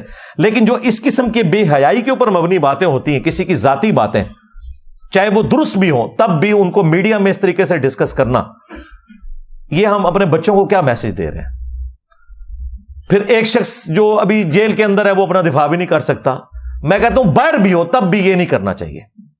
ابھی یہ 3-4 دن پہلے وہ ایک کوئی کتاب بھی کسی ایک جو خود بھی ماشاءاللہ اس عورت کا کریکٹر کیا ہے انورٹڈ کامز میں, یعنی پاکستان اسلامی جمہوریہ پاکستان میں اس قسم کی کتابیں ان کی رونمائی ہو رہی ہے, اور چلے رونمائی ہو گئی ٹھیک ہے, ان کو بھی حق ہے رہنے کا, لیکن اس کو میڈیا میں اجاگر کرنا یہ تو قانوناً بھی غلط ہے. اور پھر عمر چیمہ, طلعت حسین, یہ وہ صحافی ہیں جو سنجیدہ بیسک ہیومن رائٹس میں بلیو کرنے والے لوگ, وہ بھی ادھر اندر بیٹھے میں. اب وہ لاکھ صفائیاں دیں جی ہم تو صحافی ہیں, ہم نے تو ہر جگہ جانا ہے. یار آپ لوگوں کا لیول ہے کہ ان لوگوں کے پاس جا کے بیٹھیں یار, ان لوگوں کی باتیں سنیں. پولیٹیکل اختلاف ضرور کریں, لیکن وہی کام جن کو آپ کچھ عرصہ پہلے تک کنڈیم کرتے تھے, اب ان کاموں میں آپ خود حصے دار بن گئے. یہی صحافی ہمیں اس وقت بتاتے تھے, بالکل ٹھیک بتاتے تھے, جو کچھ خان صاحب کر رہے تھے, نیب کے ذریعے اپنے مخالفین کو اٹھواتے تھے, پی کا آرڈیننس کا ظلم, اسی طریقے سے ارشد ملک کی وہ بے حیائی پہ مبنی ویڈیو, اور یہ سارا کچھ, اور یہ کہتے تھے یہ کوئی انسانیت ہے کیا, یہ پاکستان کی نوجوان نسل کو آپ نے تباہ و برباد کرنا ہے, گالی گلوچ کا کلچر نوجوانوں میں راسخ کر دیا ہے. بالکل ہم آپ کے ساتھ ہیں, آپ ٹھیک کہہ رہے تھے, لیکن اب بھی آپ کھڑے ہو نا کہ اب جو کچھ ہو رہا ہے, اب بھی جو لوگ ماورائے عدالت اٹھائے جا رہے ہیں ان کے حق میں بولتے ہیں, لیکن اتنے شد و مت سے نہیں جس طرح بولنا چاہیے. اور اس طرح کی جو بے حیائی پہ مبنی ایکٹیویٹیز ہیں, یار اللہ سے ڈر جاؤ, خدا کے لیے مرنا ہے, اللہ کو جواب دہ ہونا ہے. مطلب ہم دنیا میں تو اپنی چلیں غصہ نکال لیں گے, لیکن اس میں سے نکلنا کچھ نہیں ہے. میں تو حیران ہوں اپنے بڑوں کے اوپر کہ وہ یہ ساری کی ساری چیزیں ہونے دے رہے ہیں. اس کے اوپر کوئی از خود نوٹس ہمارے چیف جسٹس صاحب بھی نہیں لے رہے. جن چیزوں پہ انہوں نے آتے ہی جو کیس لگائے ہیں وہ لگنے چاہیے تھے. فیض آباد دھرنے والا بالکل قوم کو پتہ چلنا چاہیے کہ قوم کے ساتھ کیا دھوکہ ہوتا رہا. پرانی اسٹیبلشمنٹ نے جو کچھ کیا پتہ چلنا چاہیے. بہت اچھا کیا کیس لگایا. پھر الیکشن والا بھی کیس لگایا, بہت اچھا کیا. لیکن جو مسنگ پرسنز کے کیس ہیں, خواہ وہ بلوچستان کے ہوں خواہ وہ پی ٹی آئی کے ہوں. اب یہ علیحدہ بات ہے کہ جب بلوچستان کے ہوتے تھے تو پی ٹی آئی کے وہ فرنٹ مین صحافی, جن میں ہمارے وہ بھائی عمران ریاض صاحب بھی شامل ہیں, جو اس وقت اسٹیبلشمنٹ کے حق میں وی لاگز بنایا کرتے تھے کہ جی یہ کچھ نہ کچھ تو کیا ہوگا تبھی یہ لوگ اٹھائے جاتے ہیں بلوچستان کے. تو بھائی یہ ہو جاتا ہے پھر, چاہے بلوچستان سے کوئی مسنگ ہے, چاہے پی ٹی آئی سے کوئی مسنگ ہے, چاہے نون لیگ سے ہے, پیپلز پارٹی سے ہے, قانوناً ماورائے عدالت کوئی بھی چیز نہیں ہونی چاہیے. نہ کوئی ادارہ کرے نہ کوئی مذہبی جماعت کرے. بالکل سیدھی سی بات ہے. ایک اصول کے اوپر کھڑے ہوں, پہلے مسلمان بنے پھر پاکستانی بنے, اور اس کے بعد آپ نے اسٹیبلشمنٹ کا اعلی کار بننا ہے, ان کا بنے, پی ٹی آئی کا یا نون لیگ کا یا پیپلز پارٹی کا اعلی کار بننا ہے, وہ بعد میں بنے. پہلے آپ اپنی جو کمٹمنٹ ہے نا وہ پوری کریں جو اللہ کے ساتھ ہے اور جو اس ملک کے ساتھ ہے, اس ملک کے آئین کے ساتھ ہے. یہ اپنی باقی جو ایفیلیشنز ہیں نا ان کو بعد میں لے کے آئیں. لیکن ہم لوگ جو ہے نا اپنے ذاتی مقاصد کو پہلے نمبر پہ رکھتے ہیں, باقی ساری چیزوں کو بعد میں لے کے آتے ہیں, اور پھر وہ دیکھ لیں اب کیا اشر ہو رہا ہے. ساروں نے مزہ چکھ لیا. ہاں علی بھائی آپ کو نہیں پتا, فوج کے بغیر تو ہم رات کو سو نہیں سکتے. اب تو فوج کے ساتھ بھی نہیں آپ سو سک رہے جیلوں کے اندر. ہاں ٹھیک ہے. تو نہ اتنا آگے جائیں کہ یار ہمارے جیسے لوگوں کے لیے بھی آواز اٹھانا آپ کے لیے مشکل ہو جائے. پہلے ہی سے آپ کو سمجھا رہے تھے کہ یار حساب سے چلیں, یہ کوئی طریقہ نہیں ہے. جھوٹے الزامات لگا کے آپ اپنے معاملات کو کتنا عرصہ چلا سکتے ہیں. جھوٹ کے اوپر جو بھی بنیاد ہے ایک نہ ایک دن تو کھل جانی ہوتی ہے. تو اور آخر میں وہی بات کروں گا جو ہر سال میں 14 اگست کے اوپر بھی میسج دیتا ہوں. چلے آج میں 26 نومبر 2023 کو بھی میسج دوں گا کہ خدا کے لیے ہر بندہ اپنا کام کرے. ہاں آرمی چیف کا کام جو ہے وہ کرے, چیف جسٹس کا جو کام ہے وہ کام بس وہی کام کرے, اور پرائم منسٹر کو یہ دونوں اپنا اپنا کام کرنے دیں. پرائم منسٹر بیچارہ ہمیشہ پوری زندگی اس چیز کے ساتھ ہی اپنی زندگی گزارتا ہے کہ میں نے آرمی کو کس طریقے سے سیٹسفائی کرنا ہے, میں نے جوڈیشری کو کس طرح سیٹسفائی کرنا ہے, اور وہ اپنا کام کر ہی نہیں سکتا. کوئی بھی ہو پرائم منسٹر, اب تو سب کو ہاتھ لگ چکے ہیں اللہ کے فضل سے. تو سارے اپنا اپنا کام کریں. جب تک ہم اپنا اپنا کام نہیں کریں گے ایمانداری کے ساتھ, اس وقت تک یہ ملک آگے نہیں جا سکتا. اور جب ہم اپنا کام نہیں کر رہے ہوتے تو یقیناً ٹائم تو آپ نے پاس کرنا ہے, پھر دوسروں کا کام کر رہے ہوتے ہیں. اور جب دوسروں کا کام کرتے ہیں تو اپنا کام بھی رہ جاتا ہے اور دوسروں کا خراب ہی ہوتا ہے, وہ بنتا کوئی نہیں. جس کو میں کہتا ہوں لچ فرائی کرنا, یہ لچ فرائی کرنا چھوڑ دیں. باقی جو ملک کی اکانومی ہے ظاہر ہے اتنی آسانی سے تو یہ اب اٹھنے والی نہیں ہے. میں نے تو اپنے بھائی جو ہیں فیصل وڈائچ صاحب, جو دیکھو سنو جانو والا کرتے ہیں چینل, ان سے بھی میں نے ریکویسٹ کی تھی. انہوں نے میری ریکویسٹ کے اوپر ایک پروگرام ریکارڈ کروایا ہے. سلمان شاہ صاحب, سلمان شاہ ہی نام ہے نا ان کا, ہاں سلمان شاہ صاحب, جو مشرف دور میں بھی اسی فیلڈ میں رہے ہیں وزیر. ان کے ساتھ ایک انہوں نے نا پوڈ کاسٹ کی ہے آلموسٹ 1 گھنٹے کی. اس میں انہوں نے کچھ سولوشن دیے ہیں کہ اکانومی کیسے اوپر جائے. میں نے تو سارے صحافیوں کو بھی کہا, ان کو اسپیسیفکلی کہا, وہ پڑھا لکھا بندہ ہے فیصل وڈائچ, میں نے کہا یار رونے تو سارے روتے ہیں, آپ بتاؤ نکلنا کیسے ہے, یہ بھی بتاؤ نا. آپ دیکھو سارے افلاطون بٹھائے ہوتے ہیں ٹی وی چینلز کے اوپر بھی کہ جی یہ خراب ہو گیا وہ. میں نے کہا نکلیں گے کیسے. تو انہوں نے کچھ سولوشنز دی ہیں, کچھ میں نے بھی سجیسٹ کیے تھے کہ سب سے پہلے تو ہماری سیکیورٹی کی جو صورتحال ہے جب تک یہ بہتر نہیں ہوتی, فارن انویسٹمنٹ یہاں نہیں آ سکتی. سیدھی سی بات ہے, جہاں ہم خود محفوظ نہیں ہیں وہاں باہر کا کوئی بندہ آ کے انویسٹمنٹ کہاں سے کرے گا, خواہ وہ ٹورزم کی فارم میں ہو یا کوئی یہاں پہ انڈسٹری لگانے والا معاملہ ہو. اس کے بعد اسٹیبلٹی بھی آنی چاہیے, جو میں شروع سے کہہ رہا ہوں کہ 2 چارٹر لکھے جانے چاہیے. چارٹر آف ڈیموکریسی, کہ کوئی کسی کی ٹانگ کھینچ کے گورنمنٹ کو نہیں گرائے گا, جس طرح 2017 میں ہوا اور 2022 میں ہوا. دوسرا چارٹر آف اکانومی, کہ گورنمنٹ بدل بھی جائے تب بھی جب ایک گورنمنٹ کوئی ڈیسیژن کرے اکانومی کے پوائنٹ آف ویو سے وہ چلتا رہے گا, وہ چینج نہیں ہوگا. وہ ساری کی ساری جماعتیں بیٹھ کے اس کے اوپر ڈیسیژن کریں, اور 5 دفعہ اسمبلیوں کو ایک انسانوں کی طرح وقت پورا کرنے دیں. پھر انشاءاللہ تعالیٰ کوئی معاملات اسٹیبلٹی کی طرف جائیں گے. اس کے بعد جو امیر لوگ ہیں ان سے ٹیکس لیا جائے. غریب تو بیچارہ صابن کی ٹکیا کے اوپر بھی دے رہا ہے ٹیکس, پیٹرول کے اوپر بھی. 1 لیٹر موٹر بائک میں ڈلواتا ہے نا تو बेचारा वो ऑलमोस्ट तीसरा हिस्सा और बाज़ औक़ात आधा हिस्सा टैक्सेस में दे रहा होता है, और जो महंगी गाड़ियों वाले हैं वो भी उतना ही टैक्स दे रहे होते हैं, और कारोबारी तबका तो आपको पता है वो तो टैक्स चोरी कर रहा होता है, सीधी सी बात है। आपकी कितनी स्टील मिल्स और बाकी इन लोगों के बिजली के बिल देखें आप तो आप हैरान हो जाएंगे। और जब ये क्रैकडाउन शुरू है तो कारोबारी छोड़ दे, गरीब भी जो है ना बिजली चोरी कर रहा है, अमीर तो कर ही रहा है। तो ये जो चोरियों वाला मामला है ये भी रुके, फौरी इंसाफ वाला मामला हो। टैक्सेस जब तक नहीं होंगे मुल्क नहीं उठेगा, टैक्स के बगैर नहीं हो सकता।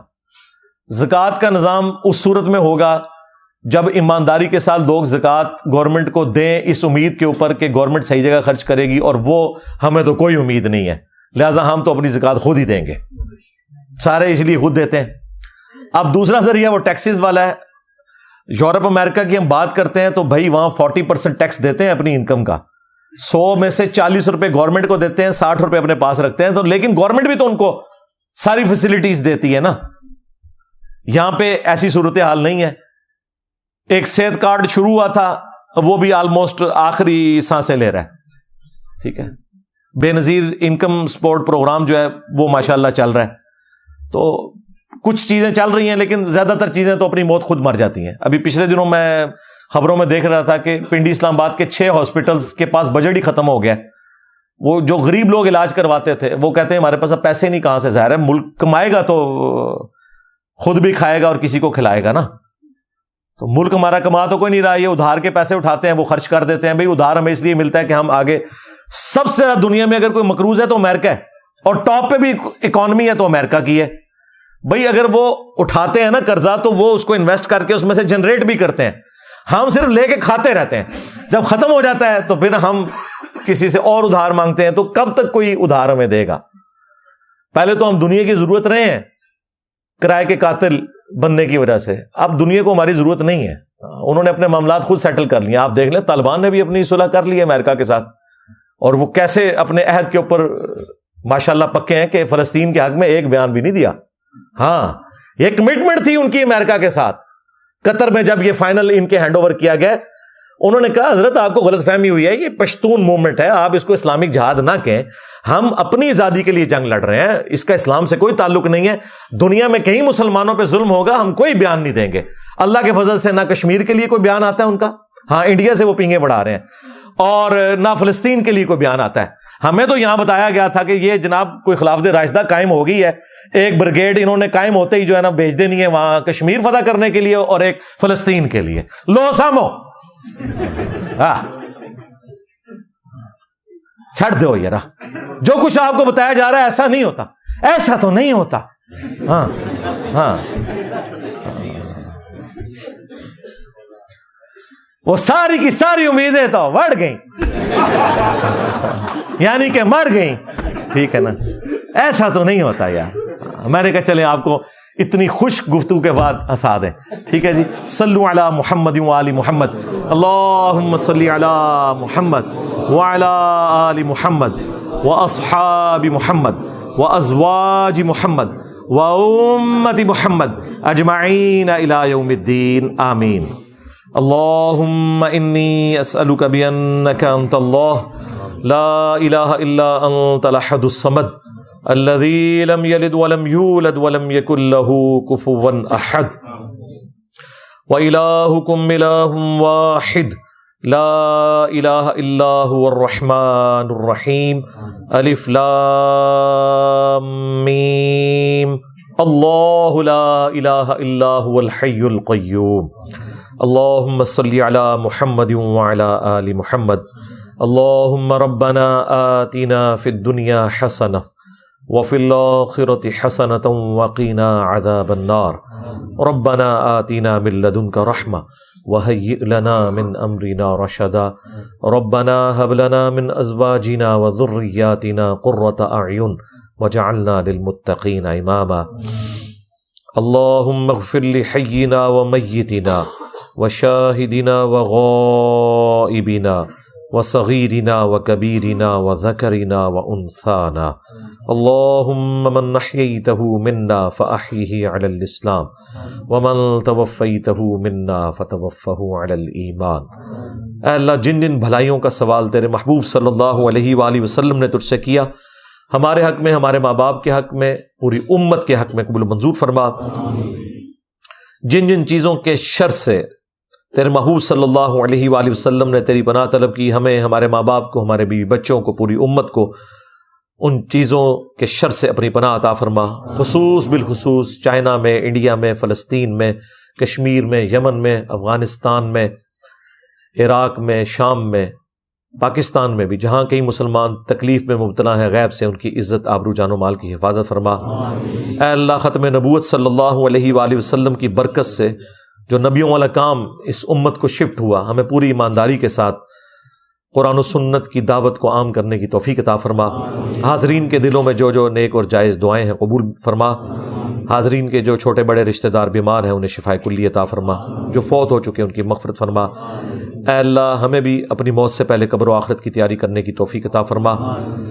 سبحان ربک رب العزت عما یصفون وسلام علی المرسلین والحمد للہ رب العالمین۔ اے اللہ ہمارے ملک پاکستان کی خیر فرما، پورے عالم اسلام کی خیر فرما، خصوص بالخصوص فلسطین کے مسلمانوں کی خیر فرما۔ وصلی اللہ علی النبی الکریم وعلی آلہ واصحابہ اجمعین الی یوم الدین، آمین۔